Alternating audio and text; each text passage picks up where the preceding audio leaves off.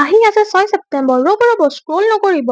জানি লওক আপুনিও এইটো বিধি। আহি আছে 6 ছেপ্টেম্বৰ গণপতি বিসৰ্জন। সেইদিনাখনি আপুনিও আঁতৰাব পাৰিব নিজৰ অবষ্টেকল, বাধা আৰু যেনেকুৱা ধৰণৰ বিপদ নহওক, সকলো ধৰণৰ প্ৰব্লেম লাগে যেনেকুৱাই প্ৰব্লেম নহওক, health issue, career, business, relationship, তাকে যেনেকুৱা প্ৰব্লেম নাথাকক, তাৰ এটাই সলিউশ্যন হৈছে আপুনি কৰিব লাগে এটা মেনিফেষ্টেশ্যন। আপোনাক লাগিব এখন বগা কাগজ আৰু আপোনাৰ অকমান সময়। আপুনি লিখিব লাগে নিজৰ বাধা, বিপদ আৰু বিঘ্ন, যেনেকুৱা ধৰণে বিঘ্ন পাইছে আপুনি তাৰ সেই বস্তুখিনি কাগজত লিখি আপুনি দিব লাগে গণপতি বাপ্পাৰ ওচৰত, আৰু আপুনি ক'ব লাগে যে আপোনাৰ ভাগত যিমান বাধা বিঘ্নি আৰু যেনেকুৱা ধৰণৰ বিপদ আছে তেওঁ যাতে বিসৰ্জনৰ সময়ত তেওঁৰ লগত সেই বাধা বিঘ্নিখিনি লৈ যায় আৰু আপোনাক জ্ঞান আৰু শক্তি দিয়ে। আপুনি 6 বজাৰ পাছত এই পেপাৰখন ধুনীয়াকৈ উটুৱাই দিব লাগে পানীত, আৰু আপুনি মেনিফেষ্টেশ্যনটো কমপ্লিট হ'বৰ বাবে গণপতি বাপ্পা মৰিয়া আপুনি কৈ থাকিব লাগে যিমান বাৰ পাৰে। আপুনি কেনেকৈ কৰিব মেনিফেষ্টেশ্যনটো তাৰ বাবে মই ডেছক্ৰিপশ্যন বক্সত গোটেই নিয়মটো লিখি দিছো, সেইটো পঢ়ি চাওক আৰু লগতে মোক ফ'ল' কৰিব নাপাহৰিব নতুন আপডেটছৰ কাৰণে। Thank U.